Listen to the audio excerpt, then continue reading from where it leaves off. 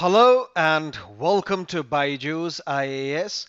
Welcome to Daily Quiz. Let's look at question number 1. In India, why are some nuclear reactors kept under IAEA safeguards while others are not?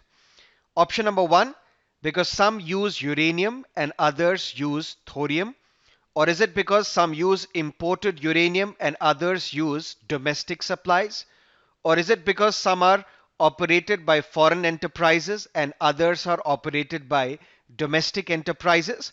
Or option D, some are state owned and others are privately owned? The correct answer is B. IAEA safeguards, they are meant to check if the imported uranium is used only for peaceful purposes and is not used for making weapons. That is why B, because some use imported uranium and others use domestic supplies. B is the right answer. What is the context? Few days ago we discussed that IAEA has told that Iran has now decided to enrich uranium up to 20%. And now European Union has warned that this Iran enrichment program, it could imperil the nuclear deal. Let's look at question number 2.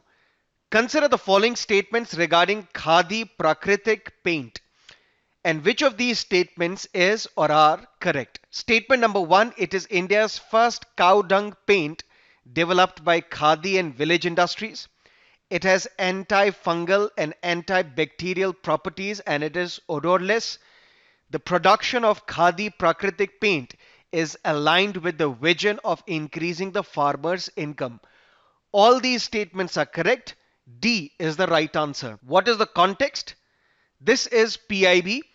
PIB report says Nitin Gadkari has launched Khadi Prakritik paint, which is India's first cow dung paint developed by KVIC, and it has been certified by Bureau of Indian Standards as well. But how will it increase farmers' income? Because cow dung will be procured from the farmers and ultimately it will also supplement their income. Let's look at question number 3. India and Vietnam are members of which of the following organizations? They are part of Mekong Ganga Cooperation, true, but not BIMSTEC, not Shanghai Cooperation Organization. Although Vietnam is a member of ASEAN, but India is not. So A, only one is the right answer. What is the context? Again, this is PIB News. 13th India-Vietnam Defense Security Dialogue was held. Let's look at question number 4. The South Asian Association for Regional Cooperation, SAARC, was established with the signing of SAARC Charter in Dhaka in 1985. One of the objectives of SAARC is to promote and strengthen collective self-reliance among the countries of South Asia, because Atmanirbhar Bharat is in the news recently. Statement number 3, decisions at all levels are to be taken on the basis of unanimity and bilateral and contentious issues are excluded from the deliberations of the association. That is why whenever Pakistan tries to raise the issue of Kashmir in SAARC forum, India protests and ultimately says that this goes against the vision of SAARC, because contentious bilateral issues are excluded from the deliberations of the SAARC association. So which of the above statements are correct? D.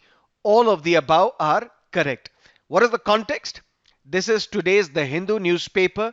This beautiful column written by Suhasini Haidar, reclaiming SAARC from the ashes of 2020. Let's look at previous year's question paper, Prelims 2013. Which of the following bodies does not or do not find mention in the Constitution? National Development Council, Planning Commission, Zonal Councils. All of them, they are not mentioned in the Constitution. National Development Council was created by a government resolution. Planning Commission also was created by a government resolution, the resolution of the cabinet. Zonal councils, these are statutory bodies created because of States Reorganization Act. So none of them are mentioned in the Constitution. D is the right answer. Let's look at question number 5. Which of the following are the objectives of organizing the National Youth Parliament Festival? Number one, to hear the voice of youth between 18 and less than 25 years of age, because this group, they are allowed to vote, but they cannot stand as candidate for election through deliberations in youth parliaments at district level and above. That is one of the objective. Second, to encourage youth to engage with public issues. Third, to seek the views of youth on important legislative matters. Four, to encourage youth to fight against social evils. Although all these statements appear correct, but when we look at the website of National Youth Parliament Festival, 3 and 4, they are not the objectives listed. That means only A, 1 and 2 is the right answer. What is the context?